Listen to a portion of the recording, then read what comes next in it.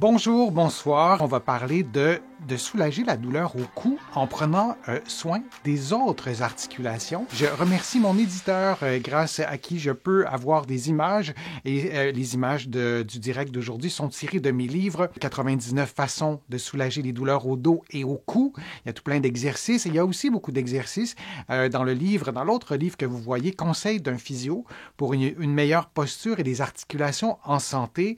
Donc, on parle des douleurs au cou, des liens avec le cou et d'autres régions du corps. Et je voulais vous parler de l'omoplate, qui est un os qui est méconnu, en fait. C'est un os qui flotte, en quelque sorte. Si vous placez, et faites-le en ce moment, placez votre main, votre pouce dans votre dos et sans voir votre omoplate, vous pouvez vous imaginer et sentir que l'omoplate décolle de votre cage thoracique. Cette partie-ci de l'omoplate flotte sur la cage thoracique. C'est un os qui est très mobile, qui est stabilisé par des muscles. On doit en tenir compte. Donc, on veut s'intéresser à ces muscles qui partent du cou et qui descendent jusqu'à l'omoplate. Alors, ces liens anatomiques avec le cou, on va les regarder et peut-être que ça pourra vous aider aussi à prendre soin de votre omoplate, des muscles qui sont à l'omoplate et de les voir aussi. Ça peut nous aider à mieux comprendre. Et c'est un problème majeur avec le dos, avec le cou, c'est derrière, on ne le voit pas et on le connaît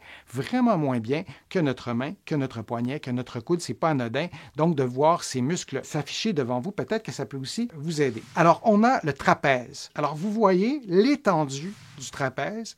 C'est exceptionnel comme muscle. Le trapèze s'attache va jusqu'à vos épaules, s'attache sur votre crâne et descend jusque dans le milieu de votre dos. C'est un muscle qui est très vaste. Et si on regarde de face, on voit aussi que le trapèze supérieur a des ramifications aussi jusqu'en latéral. Alors le trapèze supérieur, si vous levez vos épaules, vos trapèzes supérieurs se contractent. Alors c'est un muscle qu'on contracte souvent lorsqu'on est stressé, lorsqu'on est tendu, lorsqu'on a une douleur au cou, lorsqu'on veut protéger son cou, on va souvent contracter le trapèze, même sans s'en rendre compte. Alors, de détendre le trapèze, c'est intéressant. Et lorsque vous regardez le trapèze, en ce moment, on ne voit plus l'omoplate. En fait, on voit une partie de l'omoplate, mais vous voyez que le trapèze est au-dessus de l'omoplate. Donc, ça, c'est intéressant de visualiser ce muscle-là. Et il y a un autre muscle qui est en dessous de l'omoplate. Il y a plusieurs couches. Et lorsqu'on a des douleurs au cou, on pense aux vertèbres cervicales. On pense à l'importance de garder en tête les vertèbres cervicales. Mais on a aussi des muscles qui touchent à l'omoplate et qui sont relativement aussi en profondeur. Des muscles qu'on connaît beaucoup moins, notamment le muscle qui lève l'omoplate, l'élévateur de l'omoplate. Et dans quelques instants, je vais vous montrer des techniques d'automassage, des exercices. Et moi, je suis persuadé que si vous gardez en tête cette illustration de l'élévateur de l'omoplate, et vous voyez on le voit très bien, qu'il y a des ramifications jusqu'aux vertèbres cervicales. Donc, ces vertèbres qui sont situées loin de l'omoplate. En fait, quand je vous montre comme ça, le squelette, il n'y a pas d'omoplate, mais ce sont les mêmes vertèbres que vous voyez à l'illustration précédente et vous voyez le lien direct avec vos omoplates. Donc, lorsqu'on fait des exercices de souplesse, des exercices d'automassage, c'est intéressant de se souvenir de ça, parce que si on fait un exercice de souplesse et on oublie ces muscles-là, bien, parfois, les épaules vont lever, les épaules vont s'enrouler un peu et ça sera beaucoup moins efficace. Et aussi, lorsqu'on fait des exercices pour le cou, je vous dis souvent de garder, par exemple, si vous tournez la tête, de ne pas lever les épaules, de ne pas enrouler les épaules. Pourquoi? Parce qu'il y a des muscles comme celui-ci, l'élévateur de l'omoplate, qui doivent être mis sous tension dans un exercice de souplesse. Et si vous levez votre omoplate, vous levez vos épaules, bien, vous avez beau faire des exercices pour le cou, mais vous avez tout relâché. Maintenant, il y a d'autres muscles qui sont plus en profondeur. On va aller peut-être un petit peu plus rapidement pour ces muscles-là, mais je veux vous les montrer parce que ce sont des muscles importants. Alors, on a un muscle dont le nom est très long, le sternoclédomastoïdien. J'ai fait une faute, c'est mastoïdien, il n'y a pas de R. Alors, le sternoclédomastoïdien est un muscle qui est, lui, très visible, qui est un muscle qui est très important. Et on a aussi le muscle scalène, qui est un muscle en profondeur, qui fait bouger votre cou. Et si vous parvenez à faire des mouvements de votre cou, là, je vais vous montrer quelqu'un qui danse. Je vous ai déjà montré cette animation-là. Concentrez-vous sur le cou. Alors, c'est schématisé. Hein? On a des muscles qui sont schématisés. J'ai mis la vidéo sur pause.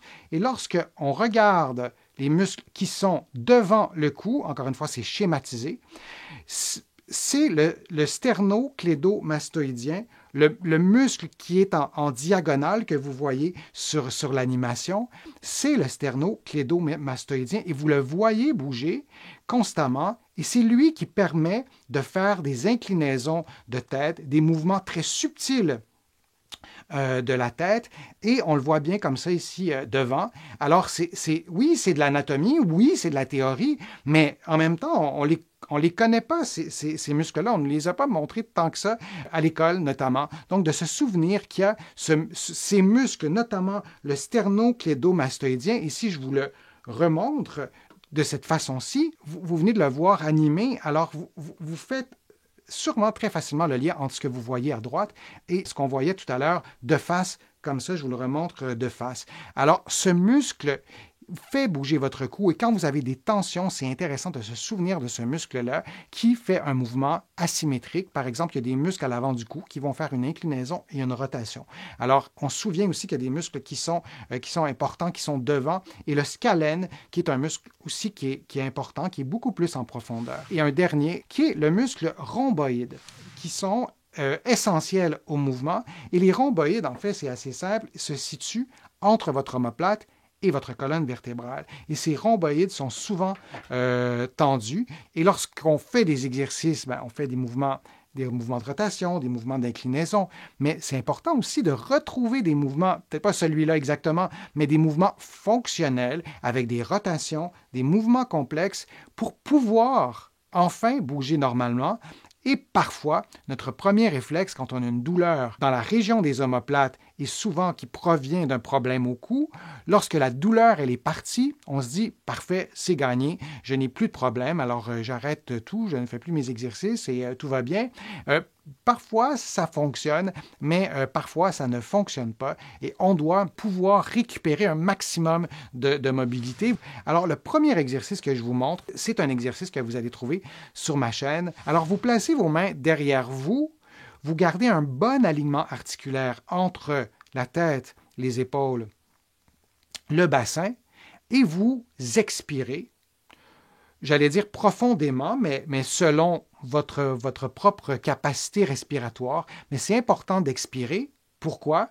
Parce qu'on a des muscles qui sont devant et lorsqu'on expire, on baisse le sternum et les muscles qui s'attachent sur le sternum, notamment le sternoclédomastoïdien, alors lorsque vous expirez, vous assouplissez aussi les muscles qui sont devant. Et lorsqu'on fait cet exercice-là, et vous voyez sur mon cou, bon, mon chandail est un peu asymétrique, là, mais vous voyez, vous le voyez, mon sternoclédomastoïdien. Est-ce que c'est clair pour tout le monde? Ah, c'est comme un peu plus pâle. Bon, j'ai comme ma barbe un peu, mais on voit quand même le muscle. Il y a comme une illusion d'optique avec l'éclairage, tout ça, mais on voit quand même le muscle. Lorsque vous placez vos bras derrière vous et vous tenez bien droit, et là, en même temps, pour moi, c'est plus difficile de me voir en même temps, mais je le ferai devant un miroir. Moi, je vous conseille de le faire devant un miroir et vous allez expirer. Et c'est à ce moment que vous devez vous souvenir que la tête doit rester immobile parce que si vous avancez la tête de cette façon-là, vous relâchez tout. Vous relâchez les muscles qui sont derrière parce que vous faites un mouvement, vous avancez la tête. Je vais vous le montrer de profil. Vous faites un peu ça. Lorsque vous relâchez, donc, vous relâchez ce qui est derrière, vous relâchez les muscles qui sont devant et c'est inefficace. Et dans un contexte de douleur au cou, on veut relâcher les tensions du cou et on le fait en s'attaquant aux muscles de l'omoplate, notamment au trapèze, notamment à l'angulaire de l'omoplate, grâce à notamment cet exercice-ci. Alors, c'est simple, vous le voyez, les mains derrière et vous expirez. Vous pouvez faire cet exercice en position assise, vous pouvez faire l'exercice en position debout et vous pourriez faire aussi l'exercice couché sur le dos. Vous devriez faire un petit changement, une petite modification. Plutôt que de mettre les mains derrière, vous allez mettre les mains devant ou chaque côté. Alors, ça, c'est une version de l'exercice. Je vous dis souvent que c'est intéressant d'avoir plusieurs versions d'un même exercice pour pouvoir l'adapter. Et évidemment, ça demeure vrai, mais vous voyez la complexité des muscles du cou. On ne peut pas assouplir ces muscles-là, autant les muscles qui sont derrière que les muscles qui sont devant. On ne peut pas les assouplir uniquement en faisant un exercice dans le même plan de l'espace. C'est en 3 dimensions tout ça, donc vous devez vraiment vous intéresser et faire des exercices plus complexes que seulement un exercice statique, comme je vous ai montré, mais moi je vous conseille de commencer par celui-là. Vous le savez, aucun exercice ne doit augmenter ni déclencher de la douleur. Si c'est le cas, vous ne faites pas l'exercice, vous consultez. Vous pouvez vous assurer que vous le faites comme il se doit, mais si la douleur persiste, si ça reproduit ou augmente la douleur, vous ne le faites pas. Et maintenant, une variante de l'exercice, c'est la même position de départ, mais lorsque vous allez expirer, vous allez incliner votre tronc vers la gauche, vers la droite. Et là, on refait, je vous remonte l'exercice depuis le début. Donc, vous placez vos mains et vous inclinez vers la gauche ou la droite, peu importe. Et vous le voyez sur mon cou, que ça met des muscles en tension. Et c'est un exercice de souplesse, évidemment. Ce n'est pas un exercice de torture. Donc, ça doit faire du bien. Et c'est vraiment fondamental d'expirer en faisant le mouvement et vous réinspirez lorsque vous reprenez une position neutre et vous le faites chaque côté, évidemment. Vous pouvez faire cet exercice pendant 50 secondes. Vous pouvez limiter aussi le mouvement d'inclinaison. S'il y a une tension qui apparaît et c'est sensible, ben je vous le dis, vous n'augmentez pas et vous ne reproduisez pas de douleur. Donc, vous interrompez en quelque sorte votre mouvement avant qu'il y ait une douleur. Et je vous donne une variante aussi, une deuxième variante du même exercice. C'est sensiblement la même chose. J'espère qu'on a le bon exercice. Oui, c'est ça. Et vous ajoutez une rotation. Alors, vous inclinez vers la droite ou vers la gauche, peu importe. Et ensuite, vous ajoutez une rotation et vous prenez régulièrement des pauses aussi. Alors, si on le refait, vous inclinez et vous ajoutez une rotation et vous revenez en position neutre. Si on le fait l'autre côté, et vous adaptez tout ça à votre mobilité. Alors, vous faites une rotation et vous revenez en position neutre et vous pouvez le faire pendant 50 secondes. Vous pouvez décider de le faire 10 fois chaque côté et ça sera tout à fait valable. Alors ça, c'est vraiment intéressant comme exercice pour assouplir les muscles qui sont devant et derrière en même temps. Vous pourriez ajouter aussi une flexion de la tête. Ça serait aussi une bonne idée. Donc, seulement de faire le même exercice, d'expirer et d'ajouter une flexion du tronc, une flexion de la tête. Ça pourrait être aussi une autre variante. Et dans ce contexte bien précis, avec la flexion de la tête, on assouplit davantage les muscles qui sont derrière le cou. Alors, ça pourrait être intéressant aussi. Les automassages, pour pouvoir aller relâcher les muscles qui sont derrière, les muscles trapèzes, par exemple, l'angulaire de l'omoplate, et c'est là que c'est intéressant de se souvenir de l'endroit où se situe l'angulaire de l'omoplate. C'est vraiment sur la pointe, juste ici, de l'omoplate, et c'est donc de s'adosser à un mur et de faire un automassage. Je vous en ai souvent parlé. Il y a sur ma chaîne des vidéos d'exercices que vous pouvez faire en même temps que moi. Alors, souvenez-vous que la balle doit être placée très, très près de l'omoplate. Et vraiment dans l'angle. Et lorsqu'on s'installe, on s'adosse à un mur, par exemple, on arrive, et même vous pourriez palper vous-même cet angle, ce coin qui se situe sur l'omoplate. Et lorsque vous roulez la balle, d'arriver à placer la balle à cet endroit-là. Alors, pour pouvoir atteindre cet endroit, c'est intéressant de mettre votre main, on le voit moins sur ce que je vous montre en ce moment, je vais vous le remontrer dans 2 secondes, mais vous placez votre main sur l'épaule opposée. Vous allez placer la balle à l'endroit que je vous mentionnais et vous faites un mouvement lent vers le haut, vers le bas. Et l'erreur qu'on fait lorsqu'on fait ce type d'automassage, c'est qu'on va toujours trop rapidement. Vous devez y aller vraiment très, très lentement.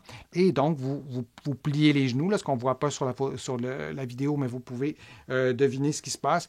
Vous pliez, dépliez les genoux pour pouvoir rouler la balle. C'est intéressant de diversifier les grosseurs de balle. Ça aussi, je vous en ai souvent parlé. Et ce que vous faites avant de faire rouler la balle, vous placez votre main sur l'épaule opposée. Vous pouvez même lever un petit peu votre coude et vous placez la balle du côté du bras levé. Le but de faire ça, c'est que ça dégage l'omoplate, ça vous donne un peu plus d'espace pour aller placer la balle. Si vous ne le faites pas, le mouvement de placer la main sur l'épaule opposée, ça sera peut-être difficile d'aller masser, d'aller faire un automassage sur ces muscles, d'autant plus si les muscles sont tendus. Combien de fois par semaine ces exercices doivent-ils être effectués? Il n'y a pas de fréquence idéale.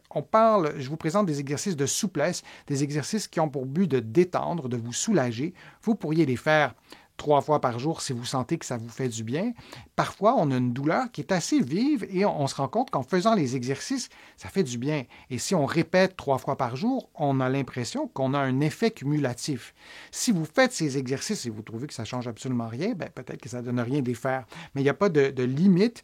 Il n'y a pas de limite, à part les règles du gros bon sens, mais vous pouvez les faire quand même quelques fois par jour. Vous pourriez mettre une chaleur humide après avoir fait les exercices que je vous ai montrés, les exercices d'automassage. Vous pourriez placer une chaleur humide pendant 15-20 minutes pour maximiser cet effet de détente. Vous remarquez que je n'ai pas utilisé une balle de tennis. J'utilise une balle rebondissante. Je vous recommande définitivement de ne pas utiliser une balle de tennis, mais plutôt un autre type de balle.